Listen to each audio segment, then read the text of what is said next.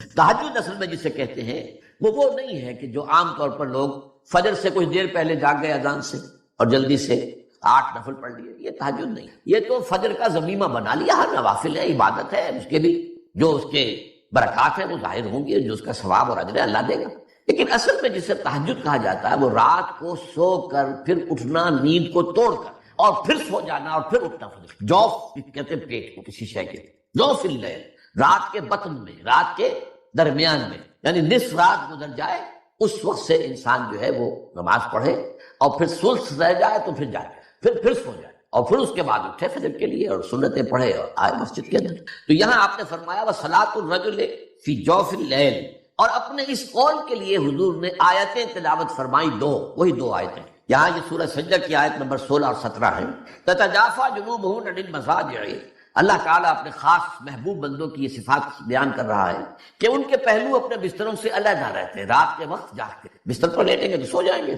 تَتَجَافَىٰ جُنُوبُهُمْ عَنِ الْمَضَاجِعِ يَدْعُونَ رَبَّهُمْ خَوْفًا وَطَمَعًا، وہ اس وقت اپنے رب کو پکارتے ہیں، دعائیں کرتے ہیں، خوف کے ساتھ بھی، اس کے مواخذے کا خوف، اس کے عذاب کا خوف، اس کے باز پرس کا خوف، اس کی ناراضی کا خوف، جہنم کا خوف، وطمعا، اور طمع کس کی؟ اللہ راضی ہے، اللہ کے اجر و ثواب کی بھی طمع ہو، لیکن سب سے بڑی طمع کیا ہے؟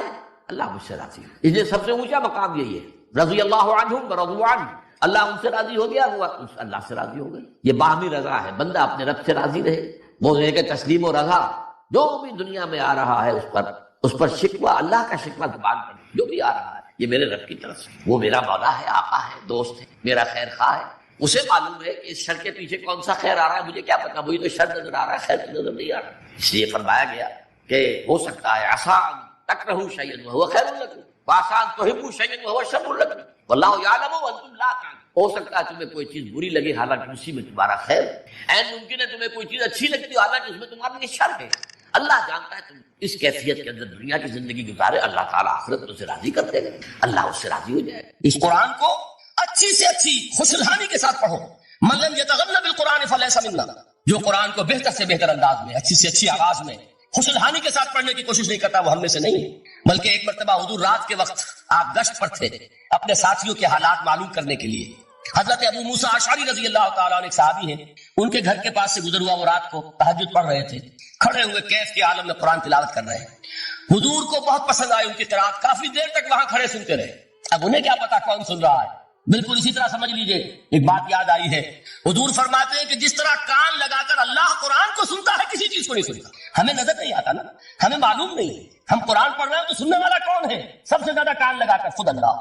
یہاں اس لیے مجھے یاد آیا کہ ابو موسیٰ اشعری کو کیا پتا تھا کہ کون سن رہا ہے، وہ اپنی کیفیت میں نماز میں تہجد میں قرآن کی تلاوت کر رہے تھے، اور ظاہر بات ہے ان کے گھر ایکڑوں میں بنے ہوئے نہیں تھے، ایک ایک کمرہ، ایک ایک کوئی حجرہ، ایسے ہی تو گھر تھے نا صحابہ کے، لہذا حضور پاس سے گزرے، آواز آئی، کافی دیر سنتے رہے، اس کے بعد آپ تشریف لے گئے، صبح فجر میں ملاقات ہوئی تو حضور نے تحسین کے انداز میں فرمایا، یا ابا موسیٰ انک قد اوتیت مزمارا من مزامیر آل داؤد، اے ابو موسیٰ تمہیں تو آل داؤد کے سازوں میں سے ایک ساز اللہ نے عطا فرما دیا ہے، جس طرح حضرت داؤد، لہن داؤدی مشہور ہے کہ جب وہ پچھلے پہر رات کو حمد کے ترانے الاپتے تھے، قرآن میں ہے کہ پرندے شامل ہو جاتے تھے ساتھ، اور پہاڑ وجد میں آتے تھے، پہاڑ بھی ان کے ساتھ شریک ہوتے تھے، تو جس طرح کا اللہ نے ان کو لہن عطا فرمایا تھا، حضور نے تحسین کے انداز میں فرمایا، اے ابو موسیٰ اشعری اللہ نے تمہیں بھی آل داؤد کے سازوں میں سے ایک ساز عطا فرمایا۔ بہرحال قرآن مجید کا جو یہ میوزک ہے، قرآن کے الفاظ کا جو حسن ہے، جہاں تک حسن معنوی ہے وہ تو ہر لفظ میں ہے، لیکن یہ حسن ظاہری، حسن صوتی، حسن لفظی، یہ اپنے کلائمیکس پر آپ کو نظر آئے گا سورہ رحمان میں، لیکن قرآن میں یہ سورت اس اعتبار سے بھی ممتاز ہے، اس کی 4 آیات پر ذرا توجہ کریں گے، عجیب حقائق سامنے آئے ہیں، جہاں یہ قرآن مجید کے حسن صوت اور حسن لفظی کی معراج ہے، وہیں اس کی پہلی 4 آیات میں 4 چوٹی کی چیزوں کا ذکر ہے، سب سے اونچی چیز ہے۔ پہلی آیت کیا ہے؟ الرحمن، ایک آیت ہو گئی، رحمان کیا ہے؟ اللہ کا نام ہے۔ کبھی آپ نے غور کیا اللہ کے ناموں میں سب سے پیارا نام کون سا ہوگا؟ رحمان، کیوں؟ اس کا مادہ کیا ہے؟ رحمت۔ ہمیں سب سے بڑھ کر جس چیز کی ضرورت ہے وہ کیا ہے؟ رحمت خدا بندی۔ نام اچھی طرح سن لیجئے اس حضور کی قول کو، حضور فرماتے ہیں کوئی شخص جنت میں مجرد اپنے عمل کی بنیاد پر داخل نہیں ہو سکے گا جب تک کہ رحمت خدا بندی دستگیری نہ کرے۔ کسی صحابی نے بڑی ہمت اور جرأت کا ثبوت دیا کہ پوچھ لیا کیا حضور آپ بھی؟ جب آپ نے فرمایا کوئی شخص داخل نہیں ہو سکتا جنت میں محض اپنے عمل کی بنیاد پر جب تک کہ رحمت خدا بندی جو ہے وہ دستگیری نہ فرمائے۔ پوچھا گیا کیا آپ بھی؟ آپ نے فرمایا ہاں میں بھی۔ آپ انداز کیجئے کہ اگر محمد الرسول اللہ بھی رحمت خداوندی کے ضرورت مند ہو تو تاب دیگرا چے رسد، ہماری تو سب سے بڑی ضرورت رحمت خداوندی۔ اب یہ رحمت جو ہے قرآن مجید میں اللہ تعالیٰ کی یہ شان دو الفاظ کے ذریعے سے آتی ہے، رحیم اور رحمان، اور کوئی مادہ نہیں ہے جس سے دو نام بنتے ہوں اللہ کے، لیکن یہ مادہ ہے واحد رحمت کا کہ جس سے رحمان بھی ہے رحیم بھی ہے۔ رحیم صفت مشبہ ہے، رحمت دائم ہو جائے گی، مستقل ہوگی تو رحیم کہیں گے، اور رحمان اس میں رحمت کی ہے وہ شان ہے کہ جیسے ٹھاٹھے مارتا ہوا سمندر ہو، ہیجان کی کیفیت، طوفانی کیفیت، رحمت خداوندی کا طوفانی جوش، وہ ہے رحمان۔ آپ تو رہتے اس علاقے میں ہیں، آپ کو معلوم ہے عرب اگر بھوکا مرا جا رہا ہو تو کیا کہے گا؟ انا جوعان۔ پیاسا مرا جا رہا ہو انا عطشان۔ بہت غضبناک ہوگا غضبان، غضبان آصفہ قرآن میں آیا ہے، بہت غضبناک۔ رحمان جس کی رحمت جو ہے جوش میں ہے، ٹھاٹھے مارتے ہوئے سمندر کے مانند۔ تو یہ اللہ تعالیٰ کے ناموں میں سب سے پیارا نام۔ اب آگے چلیے، الرحمن علم القرآن، رحمان نے قرآن سکھایا۔ رحمت خداوندی کا سب سے بڑا مظہر، رحمان کی رحمانیت کا سب سے بڑا مظہر قرآن ہے۔ ان میں جو منطقی ربط ہے اس کو سمجھتے جائیے۔ اچھا آپ یہ سوچئے، جو علم بھی انسان کو حاصل ہوا وہ کس نے دیا؟ اللہ نے۔ سائنس کا علم کس نے دیا؟ اللہ نے۔ علم آدم الاسماء کلھا، وہ علم الاسماء جو حضرت آدم کو دے دیا گیا تھا ازل میں، یہ اسی کا ظہور ہے، یہ اسی کی ایکسفولیشن ہے جو ہو رہی ہے، ہوتی رہے گی ابھی۔ اور دوسرے علم ہے وہ کس نے دیا؟ اللہ نے دیے۔ لا یحیطون بشیء من علمہ الا بما شاء، مخلوق میں سے کوئی اللہ کے علم میں سے کسی شے کا احاطہ نہیں کر سکتا مگر وہ جتنا اللہ دینا چاہے۔ لیکن یہ کہ تمام علوم میں چوٹی کا علم قرآن، نوٹ کرتے جائیے، چوٹی کی چیزیں جمع کیجیے۔ اللہ کے ناموں میں چوٹی کا نام رحمان، اللہ نے جو کچھ انسان کو سکھایا اس میں چوٹی کا علم قرآن۔ خلق الانسان، انسان کو پیدا فرمایا۔ سوال یہ کہ حیوانات کو کس نے پیدا فرمایا؟ آسمان کس نے پیدا کی؟ زمین کس نے پیدا کی؟ فرشتے کس نے پیدا کیے؟ کیا مطلب خلق الانسان؟ اس کی تمام مخلوقات میں اس کا کلائمیکس، اس کی تخلیق کی معراج، اس کے تخلیق کا نقطہ عروج انسان ہے۔ یہ ہے کہ جو مسجود ملائک بنا ہے۔ وَلَقَدْ كَرَّمْنَا بَنِي آدَمَ وَحَمَلْنَاهُمْ فِي الْبَرِّ وَالْبَحْرِ وَرَزَقْنَاهُمْ مِنَ الطَّيِّبَاتِ وَفَضَّلْنَاهُمْ عَلَىٰ كَثِيرٍ مِّمَّنْ خَلَقْنَا تَفْضِيلًا۔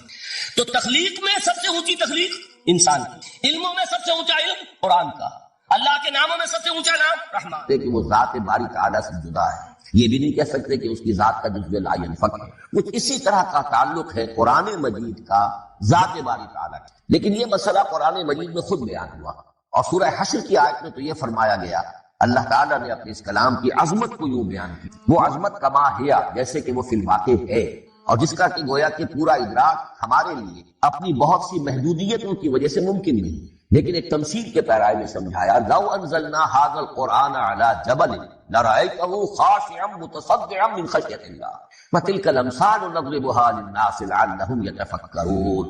اگر ہم نے اس قرآن کو کسی پہاڑ پر اتار دیا ہو تو تم دیکھتے کہ وہ دب جاتا اور پھٹ جاتا اللہ کے خوف سے۔ اور یہ مثالیں ہیں جو ہم لوگوں کے لیے بیان کرتے ہیں تاکہ وہ غور کریں، تدبر کریں، سمجھیں۔ ما لا یدرک کلہ لا یدرک کلہ، اگرچہ بتمام و کمال عظمت قرآن کا فہم ان کے لیے ممکن نہیں ہے، لیکن کسی درجے میں تو کچھ انعکاس اس کا ہو جائے، کچھ اندازہ ہو جائے، انسان اپنی ذہنی سطح کے اعتبار سے، اس کی مناسبت سے کسی درجے میں عظمت قرآن کا اندازہ کر لے، تو اللہ تعالیٰ کے ان الفاظ کو سامنے رکھے کہ لو انزلنا ھذا القرآن علی جبل لرأیتہ خاشعا متصدعا من خشیۃ اللہ۔ اب اس آیت کو سمجھنے کے لیے سورہ اعراف کی آیت نمبر 143 کو سمجھنا ہوگا، اسی اصول کے تحت کہ القرآن یفسر بعضہ بعضا، قرآن کا ایک حصہ دوسرے حصے کی تشریح کرتا ہے۔ وہاں یہ واقعہ بیان ہوا ہے کہ حضرت موسیٰ علیہ السلام کو جب اللہ تعالیٰ نے کوہ طور پر طلب فرمایا 30 راتوں کے لیے، جس میں بعد میں 10 کا اضافہ کر کے وہ ایک 40 رات کا ایک کورس بنا، دن رات، اس موقع پر جو مکاتبہ الہی سے مشرف ہوئے حضرت موسیٰ علیہ السلام، تو ان کی آتش شوق بھڑکی اور انہوں نے بڑی جرأت کر کے یہ درخواست کر دی، رب ارنی انظر الیک، پروردگار مجھے اپنا دیدار بھی عطا کر، مجھے موقع عنایت فرما، میں تجھے دیکھ سکوں۔ یہ ان کی وہ آتش شوق کا مسئلہ، لیکن جواب کیا ملا؟ لن ترانی، تو مجھے ہرگز نہیں دیکھ سکتے، ولکن انظر الی الجبل فإن استقر مکانہ فسوف ترانی۔ لیکن ظاہر بات ہے کہ حضرت موسیٰ علیہ السلام کی بات سمجھانے کے لیے کچھ مشاہدہ بھی کرانا تھا۔ فرمایا تم مجھے نہیں دیکھ سکتے، البتہ اس سامنے کے پہاڑ پر نگاہ جماؤ، ہم اس پر اپنی ایک تجلی ڈالیں گے۔ یہ اگلی الفاظ کے اندر وضاحت ہے، میں یہاں پہلے سے بیان کر رہا ہوں سمجھانے کے لیے۔ اگر وہ پہاڑ ہماری اس تجلی کو، تجلی کسے کہتے ہیں؟ جلا، روشنی، تو اللہ تعالیٰ کی طرف سے کوئی خاص اس کے نور کا جب پرتو ہوتا ہے کسی شے پر وہ اس کی تجلی ہے. ہم اپنی ایک تجلی اس پہاڑ پر ڈالیں گے، اگر وہ اس کو جھیل جائے، اپنی جگہ کھڑا رہ جائے، تو تم سمجھنا کہ شاید تم بھی ہمیں دیکھ سکتے. فلما تجلی ربہ للجبل، اب یہاں وہ لفظ آ گیا، جب اللہ نے تجلی اپنی پہاڑ پر ڈالی، جعلہ دکا وخر موسیٰ صاعقا، وہ پہاڑ ریزہ ریزہ، اور حضرت موسیٰ بے ہوش ہو کر، اب یہ بے ہوش ہو کر گر جانا، جبکہ وہ تجلی براہ راست بھی نہیں ہے، بالواسطہ ہے. مشاہدہ جو کر رہے حضرت موسیٰ وہ بالواسطہ، تجلی پہاڑ پر، لیکن یہ کہ اس کا بھی بالواسطہ اس کا جو ہوا ہے، اس کی جو تاثیر ہوئی حضرت موسیٰ علیہ السلام پر کہ وہ اس کی تاب نہ لا سکے اور بے ہوش ہو.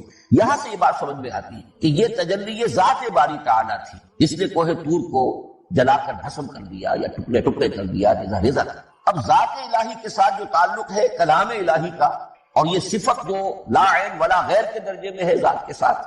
آج میں آپ کے لیے 2 لونگ اور نمک پر یا گنی اور سورہ کوثر کا ایسا بے حد طاقتور وظیفہ لے کر آیا ہوں جسے پڑھتے ہی آپ کے گھر سے غربت، تنگی اور پریشانیاں ہمیشہ کے لیے دور ہونا شروع ہو جائیں گی. جب تک یہ 2 لونگ کے دانے آپ کے پاس موجود رہیں گے، دنیا کی کوئی طاقت آپ کو نقصان نہیں پہنچا سکتی اور رزق خود چل کر آپ کے دروازے تک آئے گا. اللہ والوں، نمک برکت کی نشانی ہے اور لونگ ایسی جو تاثیر کو اپنے اندر قید کر لیتی ہے. جب آپ یا گنی یعنی اللہ کا امیری والا نام اور سورہ کوثر کی بے پناہ خیر کو ملا کر ان پر دم کرتے ہیں تو یہ دونوں دانے آپ کے رزق کا ذریعہ بن جاتے ہیں، جیسے ایک اینٹینا ہر طرف سے دولت اور برکت کو کھینچ کر آپ کی زندگی میں لاتا ہے. ان 2 لونگ کے دانوں پر جو خاص طریقہ اور عمل میں آپ کو دے جا رہا ہوں اسے کرنا آپ کی ذمہ داری ہے، لیکن یقین رکھیے نتیجہ اللہ کے حکم سے آپ کو ضرور ملے. اگر آپ کو رزق کی تنگی ہے تو ان دانوں پر اللہ کا یہ نام پڑھیے. اگر آپ کی دکان پر گراہک نہیں آتے تو یہی عمل کی، لیکن یاد رکھیں کسی کو اپنے قابو میں کرنے، کسی کو مجبور کرنے یا اس کی مرضی کے خلاف چلانے کے لیے ایسے عمل کا استعمال کرنا دین کے خلاف ہے. اس لیے اس بات سے بچیں اور اس عمل کو صرف حلال، جائز اور بھلائی کے مقصد کے لیے. اس عمل کے فائدے اتنے زیادہ ہیں کہ اگر انہیں بیان کرنا شروع کر دیا جائے تو بات بہت لمبی. بس اتنا سمجھ لیجئے کہ اگر آپ اپنی زندگی سے ہر طرح کی پریشانی، ہر طرح کی مصیبت، ہر طرح کی تنگی اور بے برکتی کو ختم کر کے ایک نئی سکون بھری زندگی شروع کرنا چاہتے ہیں تو یہ عمل یہ کوئی عام وظیفہ نہیں ہے، بلکہ اللہ والوں کے روحانی تجربوں میں سے ایک خاص راج ہے جس پر عمل کرنے والا دنیا میں بھی کامیاب ہوتا ہے اور آخرت میں بھی کامیابی پاتا ہے. لونگ ہر گھر میں موجود ہوتی ہے، گرم مسالے کا حصہ ہے، اور نمک بھی ہر گھر میں آسانی سے مل جاتا ہے. آپ کوئی سا بھی صاف نمک لیں. اب آپ نے کرنا یہ ہے کہ 1 مٹھی نمک لیں اور 2 لونگ کے دانے لیں اور ان پر یہ خاص وظیفہ پڑھیں. نمک کے بارے میں کہا جاتا ہے کہ یہ بری اثرات، جادو، نظر بد اور بندش کو ختم کرنے میں مددگار ہو. اکثر ایسا ہوتا ہے کہ انسان محنت بھی کرتا ہے، دعا بھی کرتا ہے، تسبیح بھی پڑھتا ہے، لیکن پھر بھی رزق میں برکت نہیں آتی، کاروبار نہیں چلتا، گھر میں بے سکونی رہتی ہے اور انسان سمجھ نہیں پاتا کہ آخر ہو کیا رہا ہے.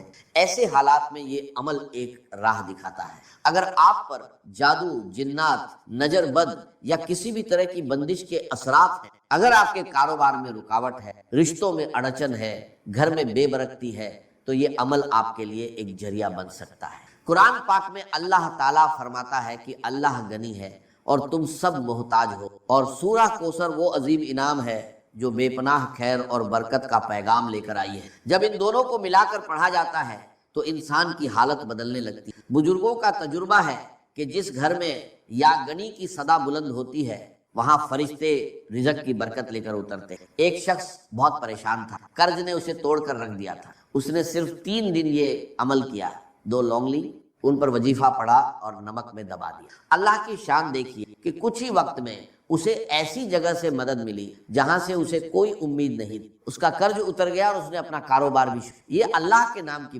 اگر آپ کی بیٹی کے رشتے میں رکاوٹ ہے، بات بنتے رہ جاتی ہے، تو اس عمل کو اس نیت سے بھی کیا جا سکتا. اگر گھر میں لڑائی جھگڑے ہیں، محبت ختم ہو رہی ہے، دلوں میں دوریاں آ گئی ہیں، تو اس عمل کو سکون اور محبت کے لیے کی. ہمیشہ یاد رکھیں کہ نیت صاف ہونی چاہیے اور ہر کام اللہ کی رضا کے لیے ہونا چاہیے، تبھی اس میں اصلی برکت پیدا ہوتی ہے. یہ دلوں کو موم کر دیتا ہے اور خالی تجوریوں کو بھر دیتا ہے. یہ 2 لونگ کے دانے صرف ایک عام مسالہ نہیں ہے بلکہ ایک روحانی اینٹینا ہے، ایک ایسا خاص ذریعہ ہے کہ جب ان پر وظیفہ پڑھا جاتا ہے تو رزق کی بندشیں ٹوٹ جاتی ہیں اور رزق پانی کے بہاؤ کی طرح آپ کی طرف آنے لگتا ہے۔ لوگ اکثر پوچھتے ہیں کہ آخر لونگ ہی کیوں؟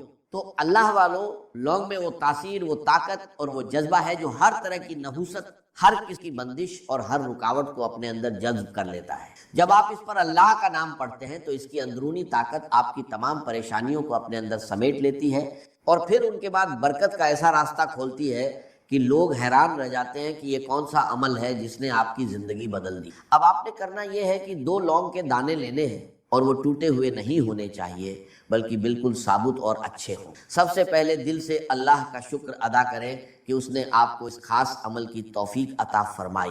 پھر ایک مٹھی نمک لیں اور باوضو ہو کر مصلے پر بیٹھ جائیں، کیونکہ بنا وضو یہ عمل کرنا ٹھیک نہیں۔ اور جب انسان اس طرح کے روحانی کاموں میں لاپرواہی کرتا ہے تو وظیفے کی تاثیر کم ہو جاتی ہے یا ختم ہو جاتی ہے۔ مصلے پر بیٹھنے کے بعد لونگ کے دانوں کو سیدھے ہاتھ کی ہتھیلی پر رکھیں اور مٹھی بند کر لیں۔ اب سب سے پہلا وظیفہ جو آپ نے پڑھنا ہے وہ یا ربنا ہے۔ اگر آپ دنیا کے سامنے گڑ گڑا کر تھک چکے ہیں، ہر دروازہ بند نظر آ رہا ہے، تو یہ وہ روحانی راستہ ہے جو بندے کو سیدھے اپنے رب سے جوڑ دیتا ہے۔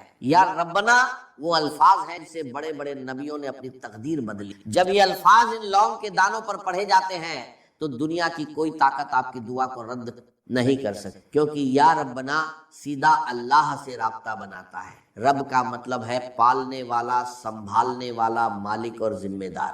جب آپ کہتے ہیں یا ربنا اے ہمارے رب، تو آپ ساری دنیا سے ناطہ توڑ کر اپنے اصلی مالک کو پکارتے ہیں۔ لونگ ان الفاظ کی تاثیر کو اپنے اندر قید کر لیتی ہے۔ جب آپ اللہ کو ربوبیت کا واسطہ دے کر پکارتے ہیں تو وہ اپنے بندے کو خالی ہاتھ نہیں لوٹاتا۔ قرآن پاک میں بار بار یہ بتایا گیا ہے کہ جب بھی کسی نبی پر مشکل وقت آیا انہوں نے ربنا کہہ کر اپنے رب کو پکارا۔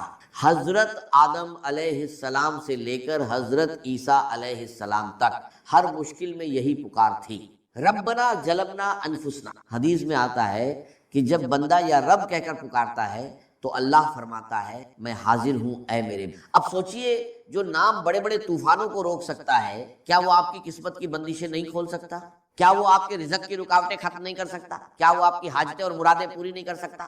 اسی لیے اللہ والے جب بھی کوئی وظیفہ کرتے ہیں تو نبیوں کی طرح یا ربنا کو ضرور پکارتے ہیں، کیونکہ وہ جانتے ہیں کہ اس سے بندے کا سیدھا تعلق اللہ سے جڑ جاتا ہے۔ اس کی مثال ایسی ہے جیسے ایک چھوٹا بچہ بھیڑ میں کھو جائے، اگر وہ صرف مدد کے لیے پکارے تو شاید کوئی نہ سنے، لیکن جیسے ہی وہ اپنی ماں کو پکارتا ہے تو ماں اسے پہچان لیتی۔ یا ربنا بھی وہی پکار ہے جو عرش والے تک پہنچتی ہے، جو اپنے بندوں سے ماں سے بھی زیادہ محبت کرتا ہے، جو محتاجوں کو امیر اور فقیروں کو بادشاہ بنا دیتا۔ جب آپ لونگ اور نمک پر یہ پکار کرتے ہیں تو گویا آپ اپنی تقدیر کے بند دروازوں پر دستک دیتے ہیں اور پھر مشکلات خود راستہ چھوڑ دیتے ہیں۔ یہی وہ راز ہے جو ہر کسی کو نہیں بتایا جاتا، بس اتنا کہا جاتا ہے کہ اتنا پڑھ لو اور کام ہو جائے گا، لیکن اصل اثر اس طریقے میں چھپا ہوتا ہے۔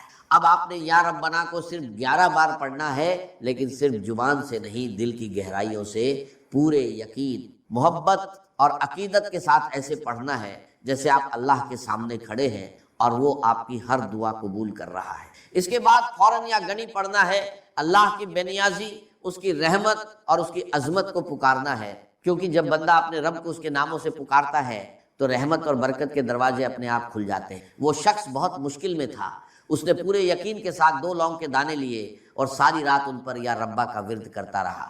پھر جو ہوا وہ حیرت انگیز تھا۔ صبح ہوتے ہی اس کے دشمن کا دل نرم ہو گیا۔